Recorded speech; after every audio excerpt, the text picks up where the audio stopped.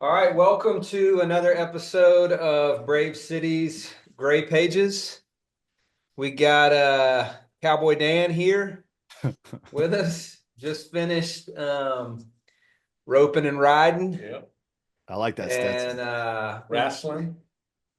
if you're wondering, this is Super Bowl week. So It's actually National Wear Red Day or something. It's Really? Red Shirt Day. Yeah, it come up on my Google feed. So I thought, I don't even know how that's a real thing. People ask, like, are people now at St. Louis, people don't have a team, do we vote, do we root for KC? And nobody does. People just, It feels just like in limbo. everybody's got Chiefs fatigue right yeah. now, except for you Kansas City people. that's Y'all you are- got to ride the wave till it crashes on the sand because it's Yeah. gonna crash. I remember one of my best friends for years was born and raised till age 19 in Boston.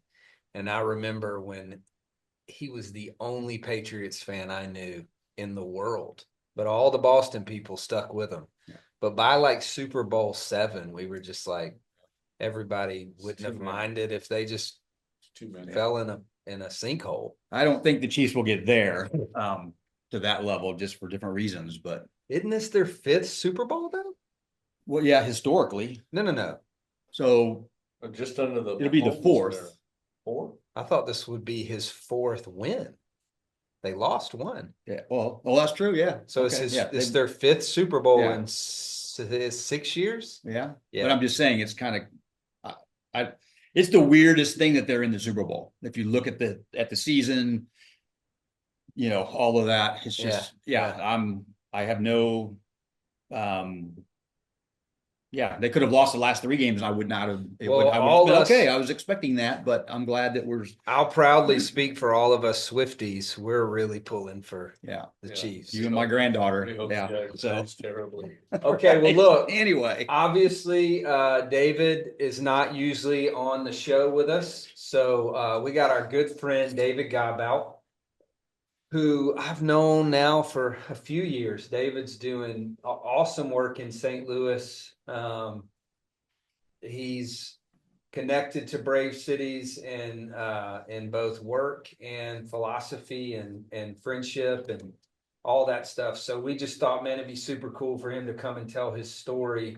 It's a little unique in that if I can I'll do like a very ignorant summary, and then we'll spend the time today just talking through it. But David went into a community, a struggling, kind of hurting, marginalized, under-resourced community. His intention was to do like a traditional church plant. And if you listen to the podcast or read the book or heard us talk or anything, something we say regularly is we'd love to see a little shift from the kind of modern paradigm of church planting into more of a kingdom ecosystem architecture. And after a time in this neighborhood, David really realized that, man, this isn't going to work. This isn't what I want to do. This isn't what God seems to be saying to do. And now he's been uncovering the kingdom there for over a decade, I think, is if my timeline's right. So David, welcome. We're pumped to hear your story, and John, Hugh, y'all just kind of see where we can stir it up and ask some cool questions. There's a lot of archaeology stuff in here. There's peacemaking, there's artistry. So I think, bro, if you just take it, then we'll jump in where we can. Could I ask a question to get you started? Absolutely. Before you made the adjustment, why do you think you went in with a traditional approach? And how old were you? Like, how many years ago? How old am I? So I'm 62 now. That was 17 years ago. 50, Okay. 47. I don't know. Somewhere Do there. the math. Yeah. So because my like ministry background, all the way back to when I came to Christ right after high school through this crazy series of circumstances at the end of the 70s, kind of did that 70s drug rate wave. so came to know Christ, and it was through the work, the relationships on the ministry of an Assemblies of God church of all places, and a really vibrant inner city church. And so as I, spent 7 years just like learning what it meant to be a Christian. And then after 7 years and a wife and 2 kids later, we took off to like just go train for vocational ministry. I would have called it like the traditional Bible college model and pathway. And so That's kind of all we knew. yeah, It's like, I want to serve the Lord, so I guess I go this route. yes. Yeah. And so, did that and came out of that Bible college experience. Actually landed in this really small town in Kentucky and did a church plant. And I started January 1st, 1990. And then, just on staff at different churches. And so just being in that flow, that stream, that's, that was church. That was, and the church I'm from in Kansas City is a phenomenal church, an urban church. In the 70s, when all of the churches in most churches were leaving the heart of the city and going out to where things were better. This pastor, who was now he's 93, 94, still alive, still doing his thing in that city.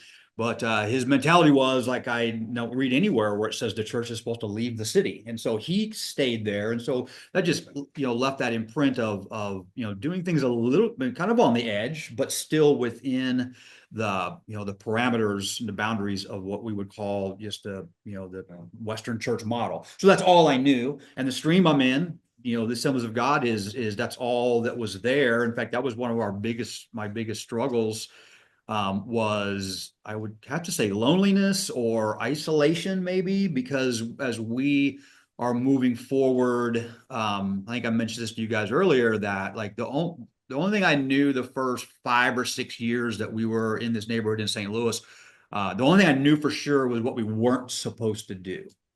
The more we got involved, the more we met people. Like ours is a community of very multicultural, multiracial, and then a community of progressives, of artists, entrepreneurs. To quote, I think the theologian Cher, gypsies, tramps, and thieves. Just that was our community that we fell in love with. And I remember at one point, my wife and I were walking up Cherokee Street, which is kind of like the central nervous system. It's this little gritty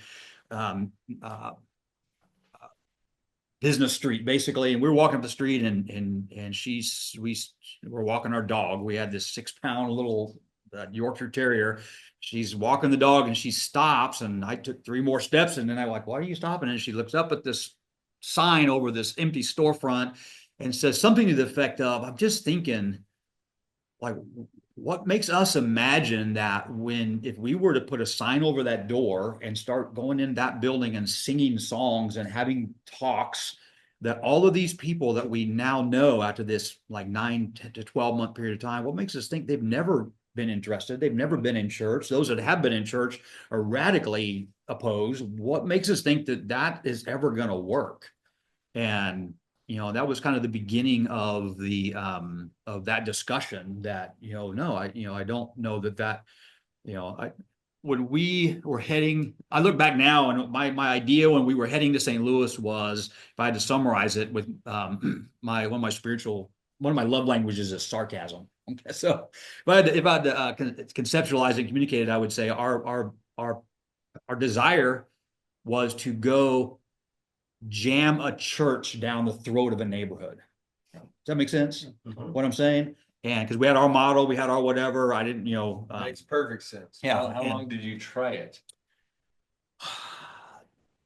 So we never really tried it, meaning we were doing some of the foundational Y'all never things. pulled the trigger.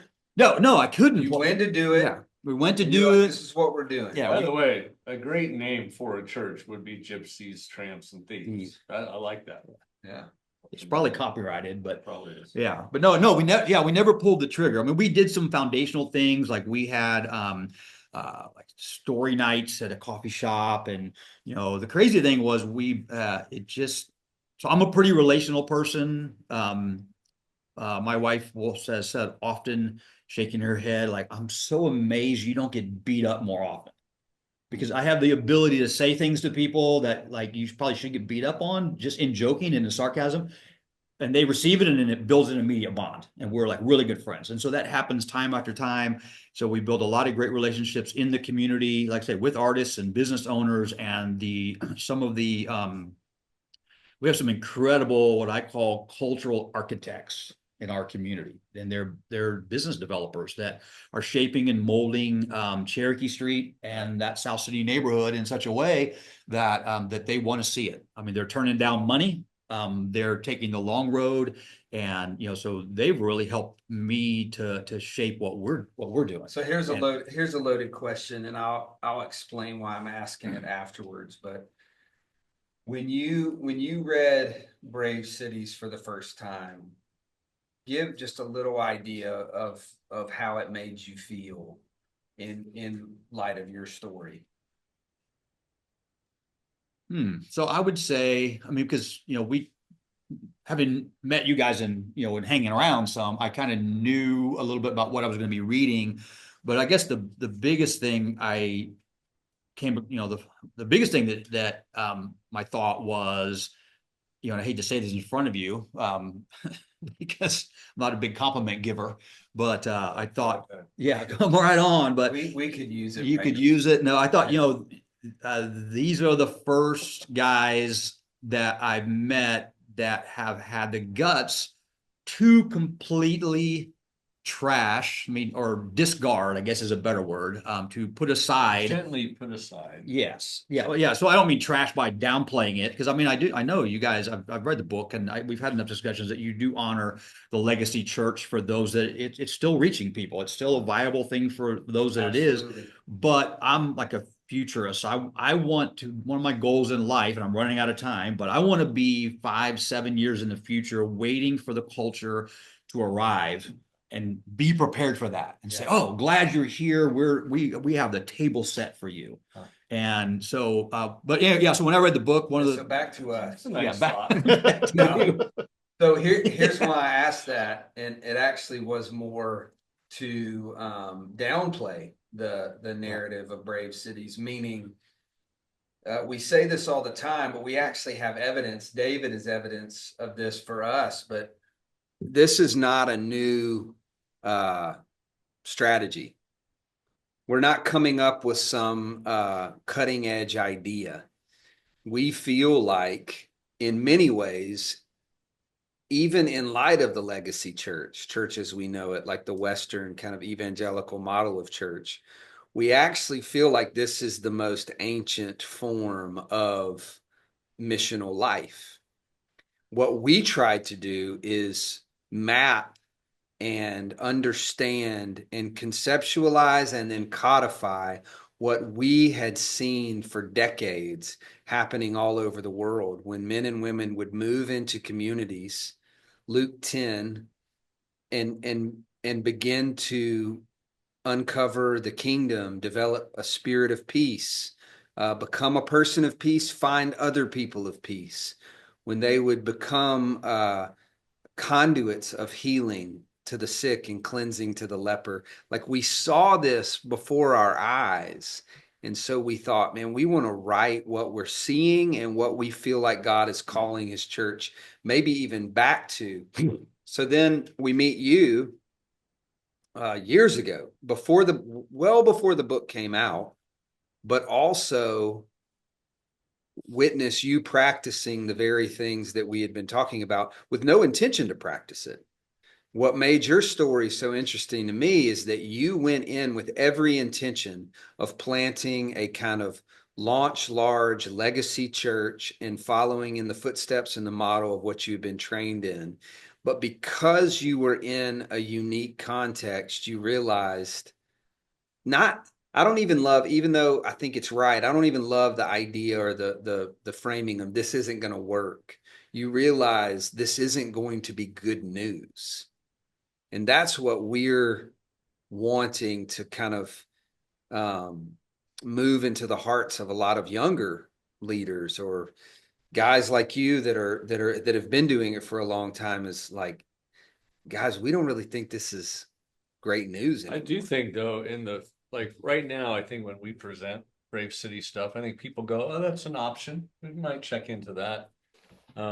I do think, though, in due time, it won't be an option. People, if you're like, with the subtitle of the book, the archaeology and then the artistry, part of your archaeological part of the story was to actually go, oh, this won't be good news. This won't. So it's not always, when you think of the archaeological part, we started thinking about trying to figure out what to do or what to build or whatever. But I think a lot of it has to do with you just go, oh, this ain't gonna roll. And I think 40 years from now, I think almost everybody's gonna have to grapple with this ancient form of engagement. So you're in the archaeology phase. Let's use some language that's familiar. You're there, I want to say, for around 7 years before you do anything visible, or how would we say it? Structural. Yes, yes. Just establishing presence, peace, kind of the spirit of Christ in your neighborhood. Yeah, so I'll give you a little a narrative of that really describes the progression. Was when we moved into this neighborhood in March of 2008, and I think it was May, so 2 months later, we're walking through the park, Benton Park, which is kind of the center of the neighborhood, and come across this concert. They're having a little deal called Blues in Benton Park. Mm-hmm. And so we're looking at it, and I love music, and so I'm thinking, oh man, this is incredible. You know what? When we, maybe next year, like we can do, because I got a good friend named Jimmy Bratchert, who is one of the top blues guys. They call him the Reverend Jimmy Bratchert, but he plays main stage at Sturgis. I mean, he's just a legitimate dude. And so I thought, man, I'd get Jimmy to come out here and we'll do a concert and on and on. And so about a month later, I connect with some of the leadership in the neighborhood. I go to a meeting and start talking to people, and that concert comes up, and I just express my interest in it, and they're like, hey, you should become a part of the help us put it together. And so my first thought was, when we walked in that park that very first time, was, when we get ready, we'll throw our own event. After this meeting, these guys, I joined to help them, just to help be a part of it, not help them, but basically be a part of help of putting that concert on. But we did our thing inside the event. So I helped to organize it. I helped to do some things. And so then I said, hey, would it be cool for us to put up a table? We'll give out the free bottled water. We'll do whatever. So we're kind of doing our thing, promoting ourselves in their event. Does that make sense? So I'm not going to do my own event. I'm going to help them do their event, and then I'm going to do my thing inside their event. And we did that next summer. By the time the following summer rolled around, I'm actually in charge of the whole thing. And I felt like God said, I don't want you to do your own event. I don't even want you to do your thing inside their event. I want you to do their event, and I want you to do it better than they could ever possibly think of doing it. And so that's what we began to do, doing the events for the community, for the neighborhood, with no ties to the church. Like, nobody knew. We weren't a church yet. We were just people in the neighborhood. Let's synthesize this. This is like a seminal moment. Let's compare and contrast this to, like, that. Are you guys, this is mind-blowing in regard to what we've all been taught with the water bottles. Yeah. You should definitely leverage other people's stuff so that we can promote our stuff. And every time it seems like God's strategy is like, actually, you don't need that one at all. Yeah. So, yeah. So I have a friend in Dallas. We did it, by the way, we did an entire podcast on the nuance of anonymity. And that, kind of that framework of, like, the less you talk about your stuff, the better missionary you're going to be. What we found is, though, the more you try to be anonymous, the less you are. Because we do some things with businesses, and if you're a small business owner opening up on Cherokee Street, like, I've got two people I'm working with right now. One lady just opened up a juice bar. Another lady is opening up a coffee shop called Familiar Strangers. I think that's what it's called. Great name, great concept. But anyway, so if you open up a business in our community, then I'm going to come and connect with you, whether you're a barber shop or a bakery or an ice cream shop or, even a bar. Like we've gone in, and then I just tell them, hey, like, this is who we are. We love people that come into our neighborhood. And so I'll have anywhere between, sometimes it's as low as $250. Sometimes it's been as high as $1,000. We'll just come and say, when we did this with Sump Coffee with Scott at Sump. And if you know who Scott is, then you would know, man, if I could build a bridge there, because the dude was really antagonistic when we first met. But anyway, so we'll do these things where we're giving enough money that they can do a promotional event to get people. My goal is to get people across the threshold of their business. If I can get them there once, that's my job. If you can't get them back, that's your problem. So when you say we tell them who we are, what do you say? It's changed over the years. Like recently, I'm just telling them I'm the director of the Melvin Theater Community Center. Exactly. I do. So our point of the anonymity time is like, we're conditioned and even have this thought of like, we have to promote our church. We have to put our church name on the water bottle. I would guess that if I walk through the Cherokee community, is that what we'd call it? That very few people know the name of your church. They probably know your people. They probably know the Melvin that we'll talk about in a minute. But it's not that we don't want to be known. We want to be known for our love, for our servanthood, those things. But we kind of we've learned and been trained to push those things to the side, and we want our branding of Jesus to be known, which I think is problematic.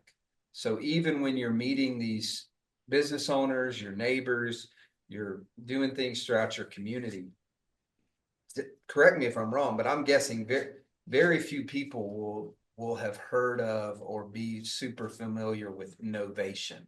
True. Yes. Which is the name of your church organization. Right. Yeah. Which is a word with no meaning, basically. Yeah. But anyway, we picked that name on purpose. But no, that's very true. I mean, the deepest that goes is people will, at some point or another, especially at the beginning, they will ask the question, like, why would you do this? Mm-hmm. Why would you come and offer us money? And so I'll give them a couple of things. One is like, glad you chose our neighborhood. Like, we want people to do this, and we want to be welcoming, and we want people to know that.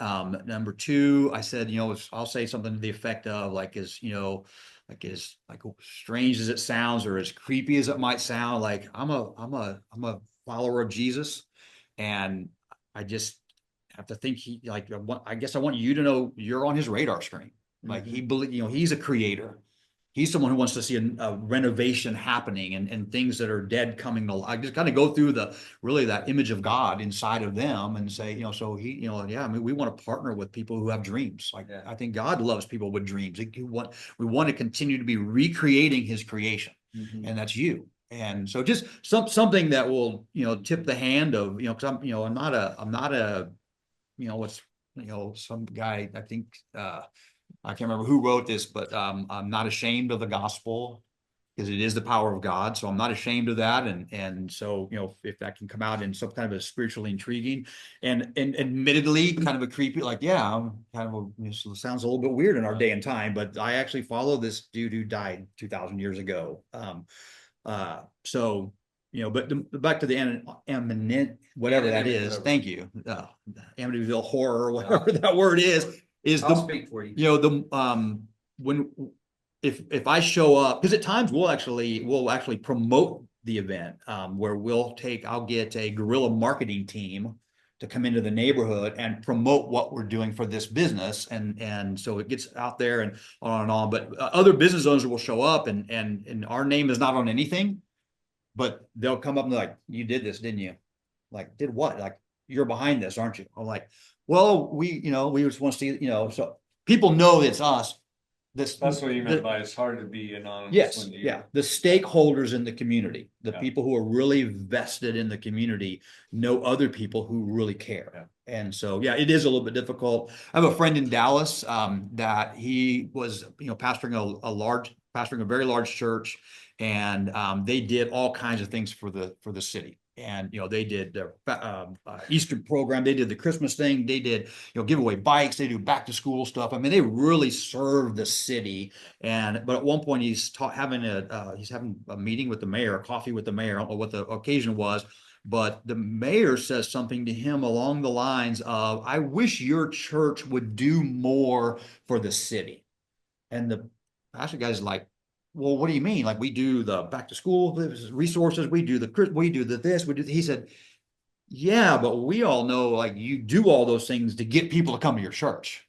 I wish you would just do something. And it revolutionized his thinking. So now they are a volunteer base. So when things are happening in the city, whether it's city run or a secondary organization, they know they have a place they can call and get 100 volunteers that have, and so they've quit promoting their church. And so, yeah, I think, thank the Lord for somebody who actually listened. All right, so we've covered, you came in and you just did what sounds to me like 5 to 7 years of archaeology.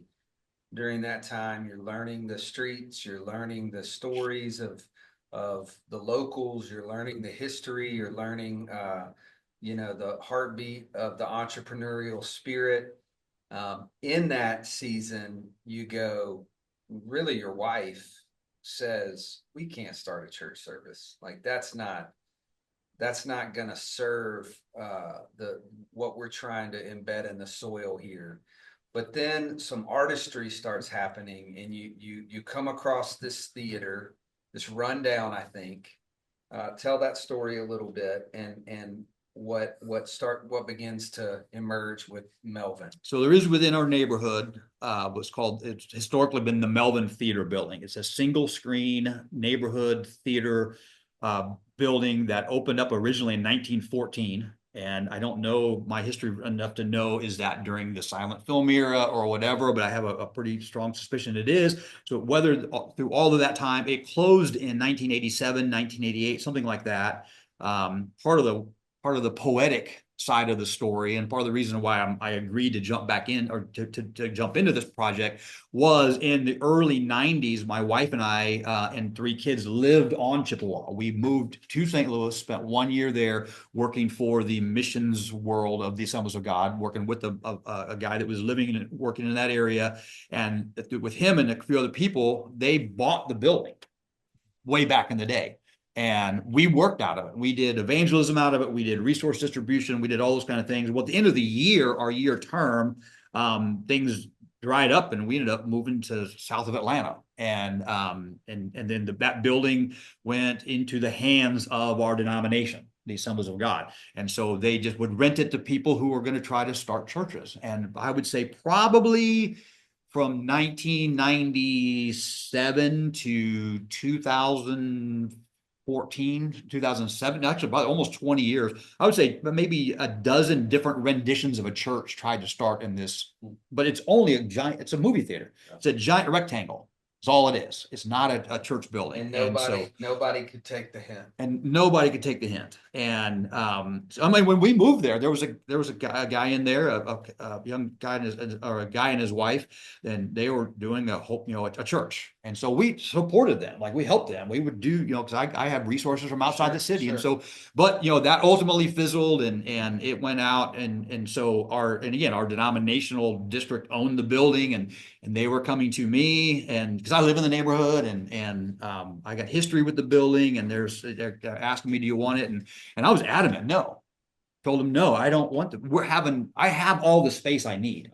I have bars, I have coffee shops, I have bakeries. If I want to do a meeting, if I want to do, like, we hosted the Watoto Children's Choir from Watoto, Africa, that travels the country. We hosted them in the largest music venue and bar in our neighborhood. It was at that time called 2720 Cherokee. Now it's called the Golden Record.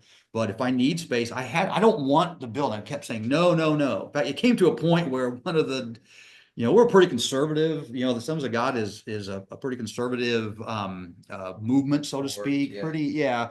And so at one point, one of those leaders, higher up guys, we're having, and we'd had discussion 3 times, and we're having coffee about a whole lot of other things, and the conversation is coming back around to the Melvin, and so I finally just stopped him and said, hey, like, his name's Jack. I said, Jack, if I have a feeling you're going to ask me about the Melvin, I've said no enough times that if you ask me again, I am going to have to say hell no, and I really don't want to cuss to a presbyter guy, whatever his title is. And he laughed and we moved on. But it was like 3 days later, I was driving past, I was actually visiting a lady from across the street who lived across the street from the building. And I'm pulling away. I just felt something inside me say, you know, you at least need to pray about it. Because I hadn't. I don't want it. We're having too much fun. I have no overhead. How can we give away all this money? Because I wouldn't have to spend any money. Right. And so, but something inside me said, you should at least pray about it. And my immediate response was, no, I'll just do it. Because how many times have you had that thought? You pray about something, you know you're going to do it. So I'm not going to waste my time praying when prayer is a waste of time. Yeah, in this situation, yes. It'd be like Joshua when he's praying and God finally says, what? Get up and go do what, you know. So yeah, so I actually did send an email to 4 or 5 leaders and people who were trying to offload this building because there was really nobody else dumb enough to take it. And but I let them know. I said, hey, I'll be interested in a discussion. Send me the numbers on it, which I already knew most of the numbers. I said, however, if you're looking for someone to plant and start that traditional model church, I said 2 things. Number 1, it's not the right building for that. History's proven that. Number 2, I'm not the right guy for that. I can't do that. You know who I am and what I'm doing. I honestly thought with that, I worded it pretty heavy, like can't do this, blah, blah, blah. I really thought that was my out, where they would say, oh, okay, well then never mind. We'll find somebody to do this. And they said, and I said, if you would see this building as an opportunity for the neighborhood to engage itself and also for the kingdom to engage the neighborhood, then we could talk about it.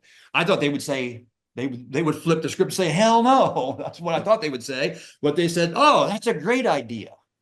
And then we progressed into a 2-year journey of raising the funds to renovate the building. And but from the get-go, the onset square feet. It is only about, so roof wise, it is 5,000 square feet. So it's like maybe 100 by 50. So that's my 5,000. 20-30 foot ceilings. No, so well, there's a drop ceiling in it now. So I say from the it looks huge when you come in. Yeah, it does. It's deceptive how much space is there, but no storage space. All right, so you took over the Melvin, and then how the community respond? So we took over the Melvin. The first phase of really engaging the community. People were really pissed at Hugh when he took over the post. Yeah. You have that? Yeah, but probably because I'm markedly better looking than Hugh, it went better for me. No, actually, the honest truth is we had been in the neighborhood long enough. I have this good friend by the name of Kaveh Razani.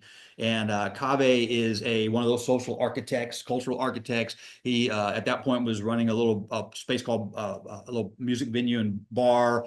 And we'd been hanging out. We'd actually gone to, and he knew my whole story. I had done stuff in his space, a number of things. So we had gone out to lunch, and I told him, hey, after we get done with lunch, I want to take you by somewhere and show you something. And he knew my story. Like, I don't want, I don't need anything. I want anything. That's why I want to help you, on and on.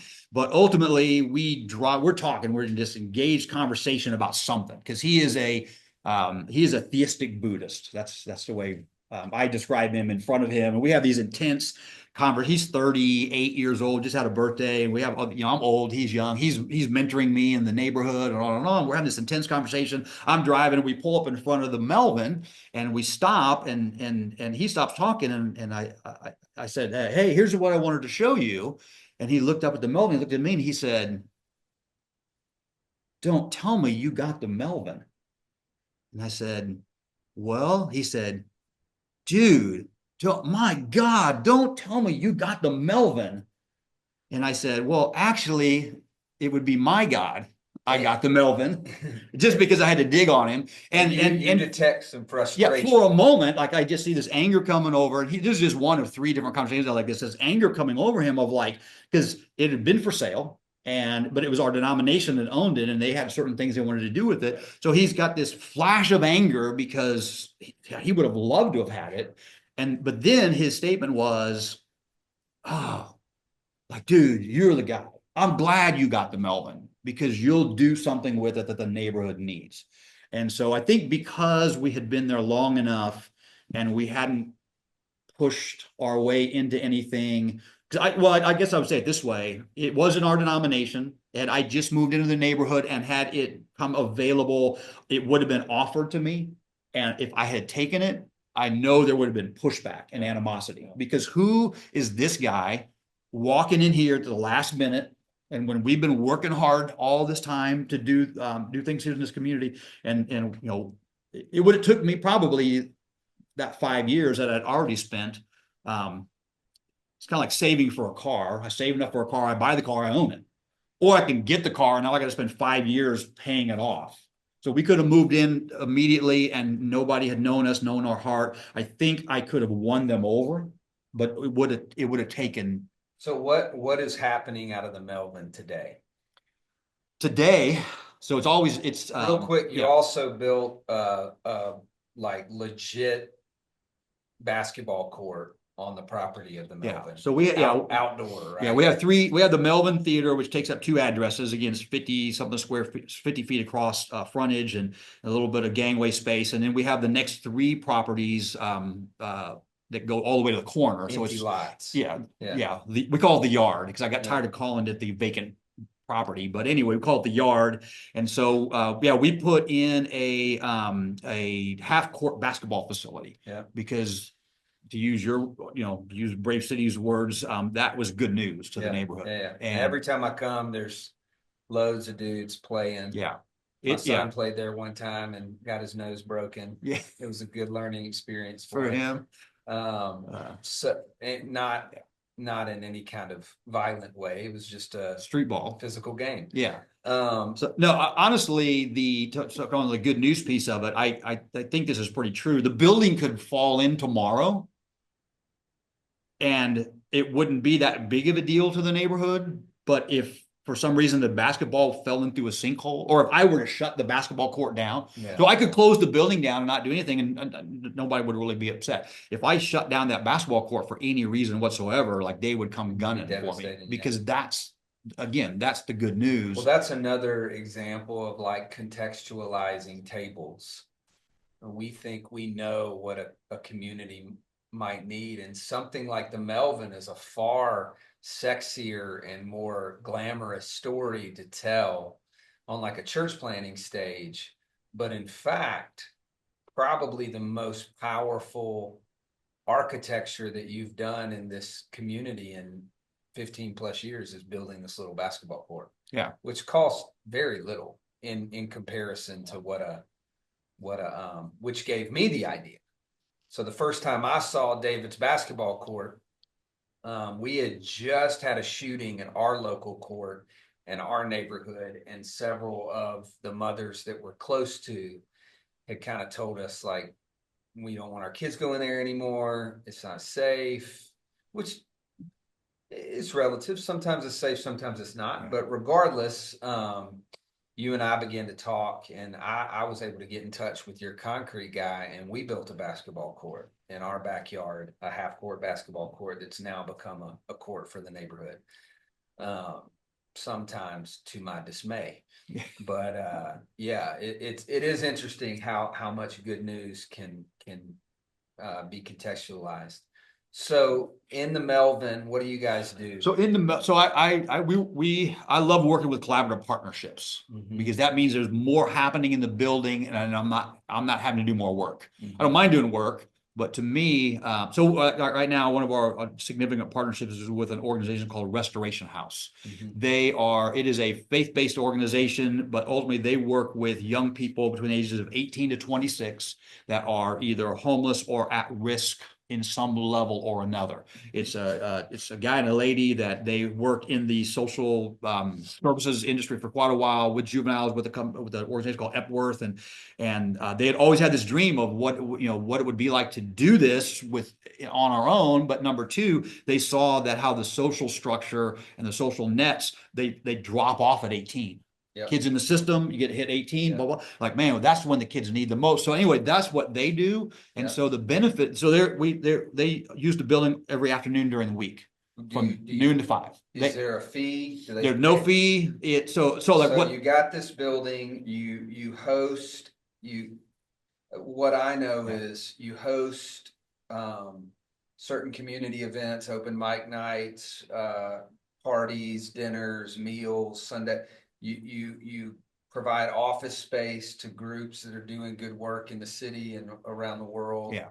Remember when I came there, you were collecting food for something. There was some type of food distribution thing going on or something. You're doing, and I'm not saying this is good or bad, so maybe Hugh, you can kind of weave throughout this, but you're doing virtually nothing. Like, you're a terrible church planter. Yes, I agree 100%. You're doing virtually nothing to grow your congregation out of this amazing building right in the city center of St. Louis. What's wrong with you? Well, so one of the honest truths. Did you guys go to the same church planting school? No. Because you have this incredible building that we're sitting in. I do think some people listening to this will go, well, yeah, okay, I get all the great stuff. I get the missionary, like better missionary than me, but I don't like, where's the coagulated, and I just go, okay, if the goal, Jesus said, you will be my witnesses. And you would go to that part of St. Louis and ask anybody in that world, because we have, if they have a different picture of who God is through your life, I bet you every one of them goes, yeah. And so I think we got to rethink, like, congregants versus powerful witness. If the goal of a church plant is to be a powerful witness, I go, you're winning. If you view it by congregants or people that show up for an hour, you probably suck. Abysmal. Yeah. But I think we're in that day and age where evangelism cannot be just telling somebody something they've never heard. It's changing their assumptions about what they think the whole thing is. And my guess is you're laying really important groundwork for hopefully, next couple 100 years of missionaries into that area. No, something you said, I think is very true, that we're in a context that, and my wife is really, she pins me against the wall on this so many times, even in our discussions. Like, we'll have a small group in our house, or we'll just be connecting, and I'll be talking and this, that, and the other, and then she'll be the one who raises her hands, and like, I may be referencing Abraham, and and what he did, and whatever part of Abraham's stories, and my wife will raise her hand and say, like, are you talking about Abraham Lincoln? I didn't know Abraham Lincoln did all that. Who's Abraham? Yeah, and then what she's telling me is, like, she knows who I'm talking about, but she's telling me is like, hey, moron, you're saying things and referencing things that and trying to tie things together. They don't have the strings to put in, through the shoelaces, so to speak. And so, and I know you guys are on the same page, but we call it discipling people toward the cross or toward Jesus. And so and even like we begun, most of what kind of worked for us has been an accident, or been my wife correcting me, because the beginning of last year just began to stir in my heart that, like, this neighborhood, what would be good news in this neighborhood, it is a place and a time to come and celebrate. Like, there are good things that are happening. There are bad things that are happening. People are losing their kids and on and on and on. But everyone has, and I know I personally hold on, one of my deepest values is gratitude. Like, the power of gratitude for mental health and for all kinds of things. And so just began to have this heart to see and create some place and some space and time for people to celebrate. And so my first thought was, well, hey, like, I could get, from different churches that we know, maybe there's some musicians and worship teams that come down and they'll come down and do 2 or 3 songs and, not going to do a sermon, not going to do church, and on and on. And, but just have this time of celebration and, expression and worship. And so I'm telling that to my wife and she's like, that's one thing I have a problem with when we Christians try to get people to worship a God they don't know. So Dave, you're gonna bring a whole bunch of people in the neighborhood together, and then you're gonna expect them or ask them. I'm like, oh, that's a good thought. So the compromise on that, and what we've begun doing right now, and it'll end at some point because everything we do, like we don't like nothing is sacred. Yeah. And so, but anyway, what we've been doing for the last number of months, through the last half of 2024, I guess, if this is 2025, is we're doing a thing the first and third Sunday afternoons, evenings of the month. We're doing a thing we call Sunday Celebration, which is, and it's promoted as a time to come together, celebrate, express gratitude. There's always a meal involved, and the folks in the neighborhood, if they don't help prepare it, they get to help serve it. First time you come, you have to be a guest. But after you come, and then if you've been a guest, you can sign up to be a part of the serving team, which that's now a privilege. But anyway, what on the worship piece of that, what we've done a number of times has been, or I'll have someone come down and they will do a song. A musician come down, guitar, keyboard, whatever. They will do a song. Like for instance, the last time this happened, Like a religious song or any song? Well, they can do any song. But specifically on the worship piece, the last one, this guy came down, guitar, and he sang the song. And I tell everybody, this is my friend John. He's going to sing and just listen to this song, dude. I love this guy. I love his heart.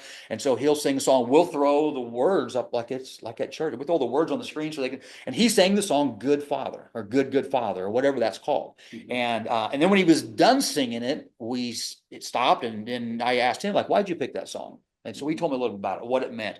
And then I asked, people, hey, what did you hear? And what did you hear? So we discussed the song, and including how, like, if God's a father, I don't want anything to do with him because, fathers are blah, blah, blah, blah. So we just really worked through the song in such a way that it took on meaning for them, and they understood what we were talking about.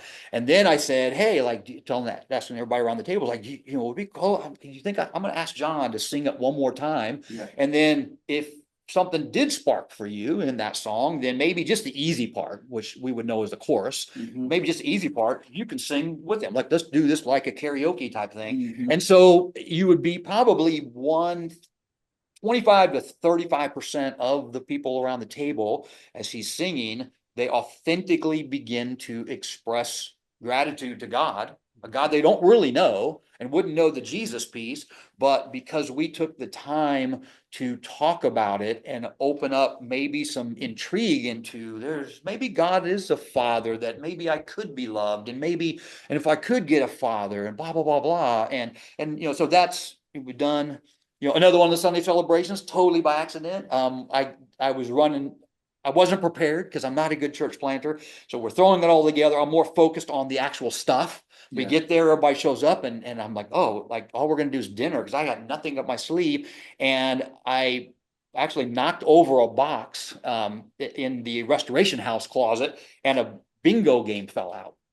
And so I'm like, so we actually played bingo. No pun intended. No, bingo. Yeah. Okay. Sorry. I'm slow, but I'm worth waiting for. Yeah, I'm older. I had COVID and probably 2 strokes or so. But anyway, so we played bingo and had a blast. Yeah. Learned that some of the kids who are upper elementary and in middle school, we talk about not knowing how to read, like don't really know their numbers. Yeah. Like B31. I'm having to sit there and help them. But anyway, at the end of that, short version of a long story, I started talking, and it just come out of my mouth about how I just met this young lady right here.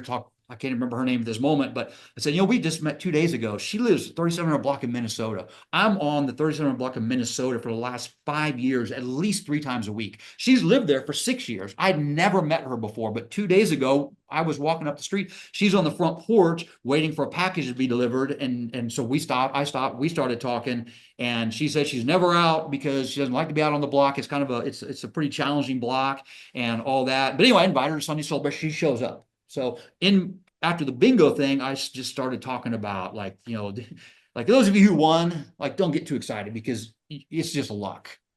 Bingo was totally random. And that's the part of life is just what we think is random. And I said, just like 2 days ago, I randomly was on 37 block in Minnesota and I run into Tasha and she lives there. But for 5 years, we've been on the same area, never met each other. We randomly meet. And then she ends up deciding to come and become a part of this family gathering. And I said, it just makes me wonder how much of life, even though it seems random, is there potentially like someone? Yeah, is there someone behind all this? And then we began talking about different things in people's life. Oh, yeah, I always thought this was a coincidence, but then that led to this. So just, we had a discussion on the sovereignty of God that I would have never planned in advance. Who in the world would talk to this crowd about the sovereignty of God? Nobody. But it naturally evolved because of the circumstances. So that's kind of the things, that is an example of the type of heart of the things we do. I think this is super helpful because a lot of the people that might listen to this are more in a classic church plant kind of mode. And I know when you read a book like Brave Cities, you just don't get the feel for how did that play out. I like the stories and even the specificity of how you connect with people, how conversations roll. Yes. We've had 2 planters come into Alton since we've been here in 8 years. Both of them, we had a little time in the coffee shop and both of them asked me like, what would you tell me not to do? And both of them, I said, I wouldn't come into town to plant a church and I would make sure if you're gonna buy a house, you buy it in Alton if you care about Alton. It's a big deal. And both of them bought houses just north of Alton. And both of them started church services, and both of them are now gone. And we know they're great right. families. But when you think about, well, what's an alternative? This will be very helpful for people because what you figured out along the way, most people could go, oh, I could actually do that. Like you're just teaching people how to live like a missionary.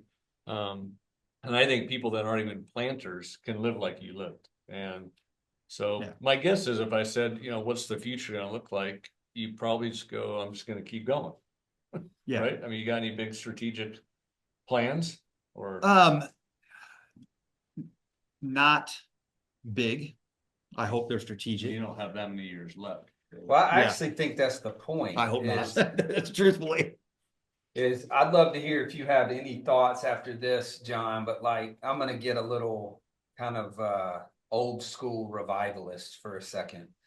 I just feel like it is so difficult for us to escape the kind of imperial mentality or the Babylonian mentality of like go in, conquer, take over, and dominionize.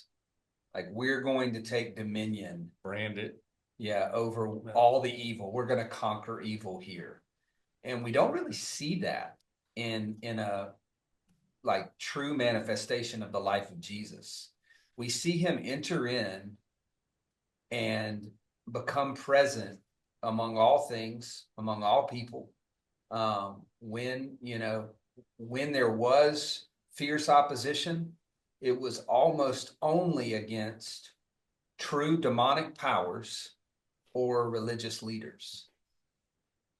Rarely, if ever, was it against individuals. The peasant class or something. So my point is there is kind of there's a moment here for anybody listening to say like, this is so much easier than you thought, or maybe more simple than you thought, but it will more than likely be the most difficult thing you could ever do because you have to die to everything that you've been told since you were little. Like you can do anything you want, and with the power of God, you can overcome everything, and especially when you're being sent as a missionary. So here's my kind of closing thought that I was starting with is like, what if part of this archaeology, artistry, and architecture is that we just till the soil for 20 years so that some sort of revival can take place. We talked a lot about Luke 10. Jesus sends them in. He says, find a person of peace, heal the sick, cleanse the leper, cast out demons.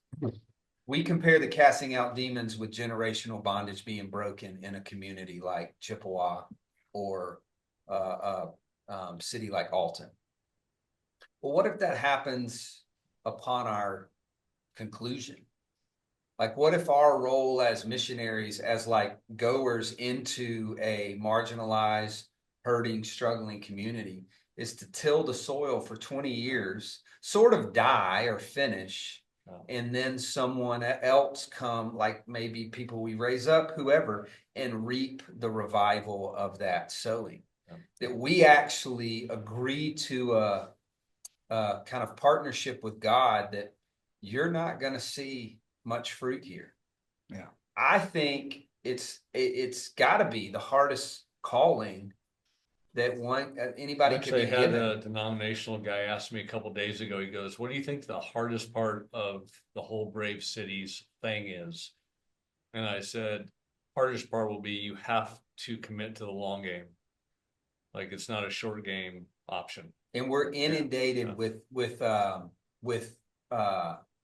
you know, quick results driven. Like, if I'm not seeing anything in 3 or 4 years, like I got to move on. I got to go where I can see fruit happening. So I don't know, man. You've just been sitting quiet. If you don't have anything to say, that's cool. But I wonder if you got some thoughts on all this. I would just ask a few questions around some of the details in the story. So you said it was around 2009, 10 when you started with that. You walked up on that blues fest, and then that was, I guess, 2008 you first did it. 2009 you kind of partnered with them. 2010 you ran that. Am I right on the ish timeline?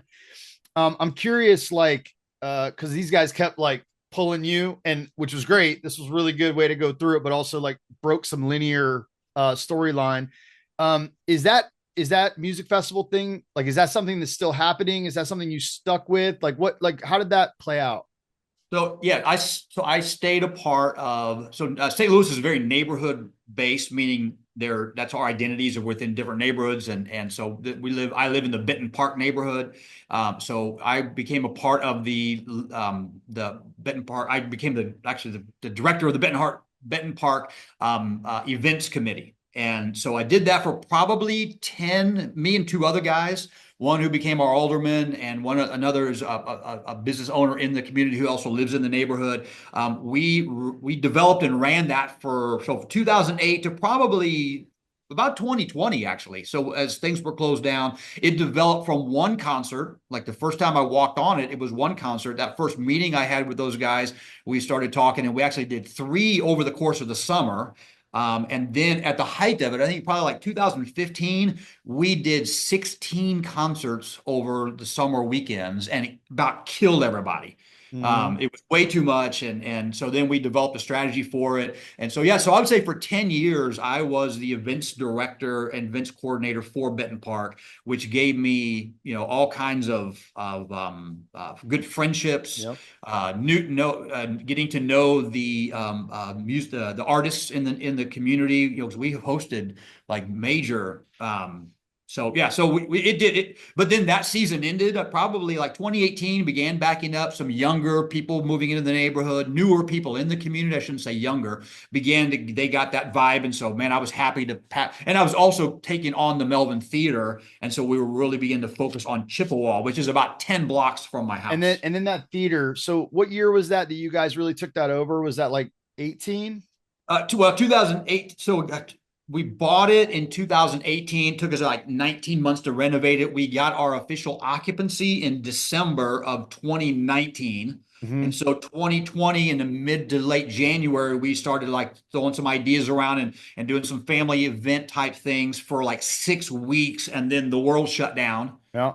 And then we ultimately just shifted to the point where for about 1.5 years, we were a warehouse. I've got connections being in the Assemblies of God and other things. I've got connections to resources and so national organizations. So we were pretty much just a warehouse, seeing food, household products. I think it was end of May, beginning of June of 2020. I got a 2/3 of a semi with pallets full of toilet paper.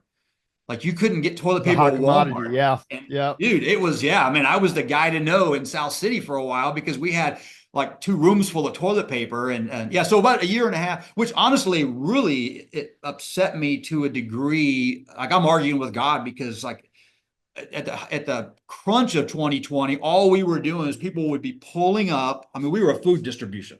People would pull up, open their trunk, not even their windows, and we would load stuff in their trunk and they would take off. No connection, no nothing. I'm arguing with like, if I want to feed people, I would open up a restaurant. This is not what I want to be doing, but I really felt like the Lord said to me, or the thought hit me, which had to be outside of myself and wasn't my wife, So if it's great and it's not my wife, then I'm thinking it's the Lord. But just saying that, this is a season of time where this building, this place is becoming known as somewhere folks can go for help and for hope. And pretty soon that will change. You will quit having to do what you're doing, but what you're doing will change. But the residual will be it's going to be ingrained in the community that this is a place to come when you need hope or you need help. And that's honestly what has happened. So that took us through to like 2022, maybe 2022 and a half. And then we slowly began opening up to different events. That's when Restoration House connected with us. We started doing like open mic nights, one Friday a month. Really the heart behind that was I had so most everything I do, I have somebody doing it with me, mostly because they're better. And in an open mic night, you need somebody young and cool. And I'm the antithesis. So I have the building and I can turn the lights on and I run sound, whatever. But I had a young guy who started the open mic night thing, a poet. And so, but the heartbeat behind that was to do what I call crossing the streams. You remember when in Ghostbusters when they're in the elevator about ready to go at their first event thing or whatever, and they said, "Oh, by the way, don't cross the streams." Why? What happened? Because it would be the end of reality as we know it. Well, my hope is in open mic nights as we cross the streams of sacred and secular artists, where they can respect one another and they can see the value of each other, and then that the culture can be melded together. So that was when that started, doing things like open mic. We're getting ready in cooperation with an organization called the International Institute, which is the number one non-government organization in St. Louis that is facilitating refugees and immigrants into the city. So whether it was Bosnians back in the day or the Afghanis right now, Indian, African, all that, but we're getting ready to partner with them, and we're going to be doing probably it's either probably quarterly to start, but it will go into monthly, where we're going to do a showcase for multicultural and international artists, performing artists that aren't good enough to get to a main stage, but they just need stage and practice time. So it's our effort to connect with the refugee and immigrant population. All right. So what were you asking? Did we continue? Well, yeah, no, that was helpful. It was like painting the picture, a little continuity through the picture. And by the way, I just wanted to comment. I really love what you were talking about with the like the gathering with playing one song and then kind of processing it together. It really reminded me, and I don't know if you've intentionally made this connection, but I was just thinking about the like Lectio Divina kind of discipline that doesn't seem to be super popular, but like there's like it just resembles that deeply. And it just, I don't know, really resonated as something that would be easy. Like an easy, we get the question a lot, like, well, where's a role for this or a place for this? And then I guess in contrast with the image you used of cramming church down someone's throat, there's this like invitation into dialogue around some content, which I really, both in the open mic as well as in that kind of model of song, I just think it's awesome. Yeah, we got to steal some of these ideas. Yeah. I appreciate you coming and just telling us a real story. Yeah, this is great. But I'd like to end my time by saying go Eagles. Go where? That's the question. So go home as the game's over. I'll end my time by saying this is so good because it feels like most weeks, and we want to do this, most weeks we're speaking kind of with a broad scope so that it can connect to so many different contexts and stories. There's a lot of theory We do share personal stories, but there's a ton of theory. And I feel like you've just brought it all down to this has been a 20-year practice. I've lowered the bar. Is that what you're saying? Yes. You've lowered the branch. Brought it down to earth. Made Yeah, it you brought it concrete.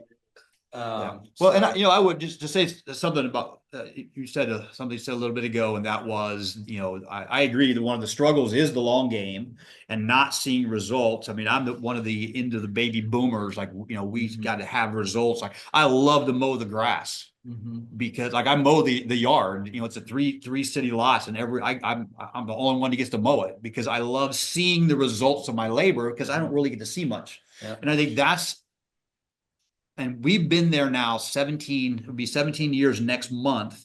I don't know that I could have done that 25 when I was younger. And this is why, Yeah, is another reason why people need to become painters or drywallers or landscapers when they go to plant a church, because you're not going to see results. Yeah. That isn't So it. That's interesting, isn't it?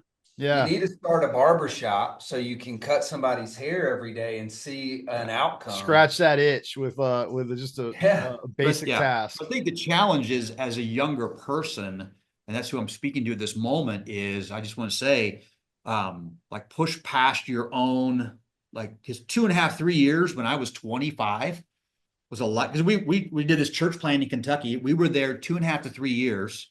It's a town of 3,000 people. It's the county seat. It's the biggest thing within 50 minutes. After about 1.5, 2 years, we had on Sunday mornings, we had about 75, 80 people meeting. And I was I was a failure because I came from larger church context. I came from hanging out with people who were doing these big things. And here I just have 75 people. Looking back now, like, dude, we were a wild success. In 2 years, we built but to me, 2.5, I quit. Yeah. Because it wasn't happening. So my challenge to you as younger people who might hear and see this is, like, 2.5 years is a blink of the eye. And at this time of my life anyway. And so just push past that, play the long game, and nothing, where we really realized this was our last ministry position was actually back home in Kansas City. Got to run the youth department of this great urban church. And to this day, I mean, this morning I got text messages from a number of different young people that I met when they were in middle school in this inner city neighborhood. And they messaged me this morning. 24 years later, we are still a weekly, because I spent 10 years with them when I got there. That's my point. Yeah. You can't reap until you've sown. It should almost be a requirement. We're going to call this one play the long game, a lowered bar and a lowered branch. Okay. Thanks, sir. Put my name on it. Yep. Okay. David Gobout, everybody. Go Chiefs.